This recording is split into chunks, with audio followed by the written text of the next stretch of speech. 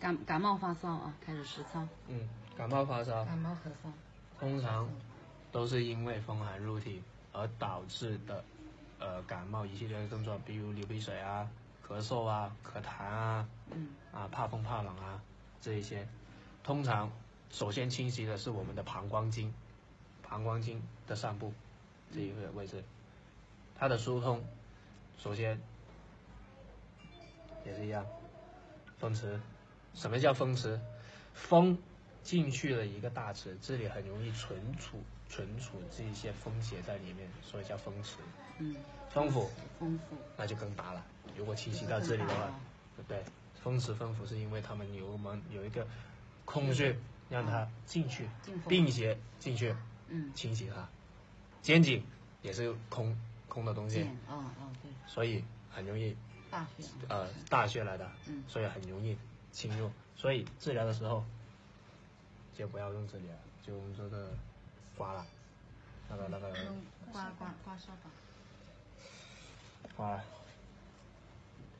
往上刮，不要往下刮，因为你有时候你刮不了那一个经，那个穴位，那个穴位是在这个位置嘛，所以你操作的时候，这里是往上刮，往上刮，头部好像都是往上，可以上下回啊，可以来回推的。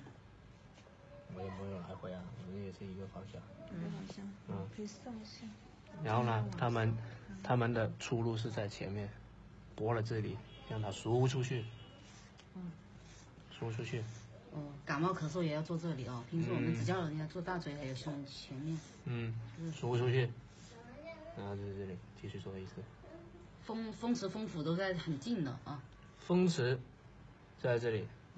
风府又近一点。风府呢？枕骨后孔，这里有个枕骨后孔，这里就风府。反正就是发际线这一片都可以做。发际线上1寸。1寸。这里就风府 ，OK， 然后旁开1寸，这个风池。OK， 然后呢，就这里，肩颈了，肩颈穴了。感冒也要做一下肩颈。肩颈穴很重要。小孩子的话就按摩就可以了。对，因为这个是太强烈，对他们的感觉太强烈了，一点点药物就够了，不能多。我看他们5、6岁的人，5、6岁的小孩，他们也给他刮痧。没问题。也可以刮的啊。可以刮。他们也有。但如果是他发烧了，大椎泻火啊。督脉是什么？诸阳之海，什么意思？阳气最多的就是督脉。督脉是阳气最多的地方，那你阳气太多，有时候发烧啊。发烧就是阳气啊，热嘛，是吧？阳气什么热嘛，是吧？泻火啊。这种人肯定是熬夜的。肯定是熬夜的。一般这一红就是熬夜多。等一下来个实操，来帮我实操一下他们。我肯定也是。来给他点贝贴心。都刮了就给人家，不要那么小气啊。就怕他说辣。其实很辣，其实他很舒服的，等一下。好出痧哈。刚开始的时候，看很严重了。对，现在。然后呢？还有一个感冒，疏肺，因为有咳嗽啊。对，肺疏啊，第3这一片往外疏，往外疏，咳嗽、感冒。好，都是这样。往外刮啊，这边都是往外刮啊。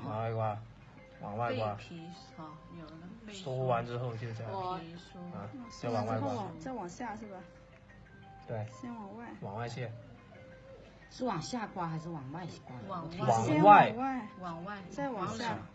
往两边再往出去。泻火，这个泻火，这个是出去。就是说往外就是出去嘛，把这个火推出去，往下就是泻火。风寒出去，咳嗽通常都是因为他风寒入肺袭肺风寒袭。有没有听到话？那基本上是这样两边，泻火的往下。泻火通常往下。泻火往下，出的话是往外啊。风寒邪气往外。看很严重了。对，现在。然后呢？还有一个感冒，疏肺，因为有咳嗽啊，对，肺腧这肺腧啊，一片啊，第三啊，这一片这一片往外输，往外输，往外输，咳嗽、感冒，好，都是这样。往外刮啊，这边都是往外刮啊。往外刮，往外刮。皮好有了。梳完之后就这样。啊，再往外刮。再往下是吧？对。先往外。往外卸。是往下刮还是往外刮？先外。往外，再往下。往两边再往出去。出去。泻火，这个泻火，这个是出去。就是说往外就是出去嘛，把这个火推出去，往下就是泻火。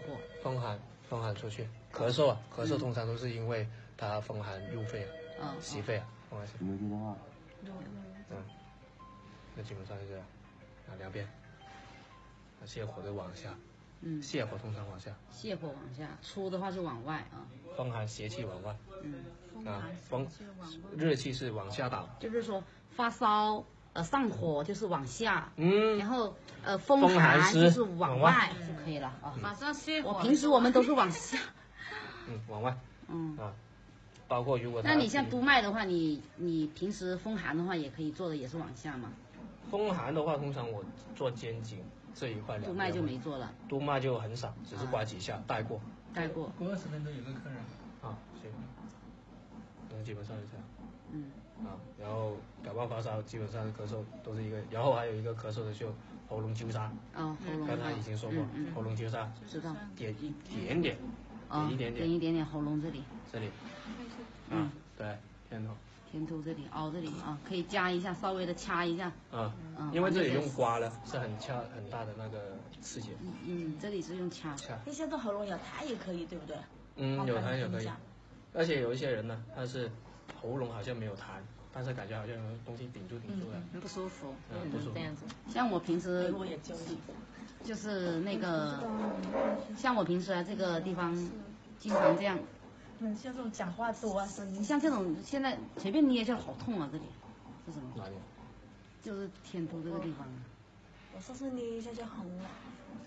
你这一些的话，因为说话比较多。说话比较多。说话比较多，然后这种。你好像。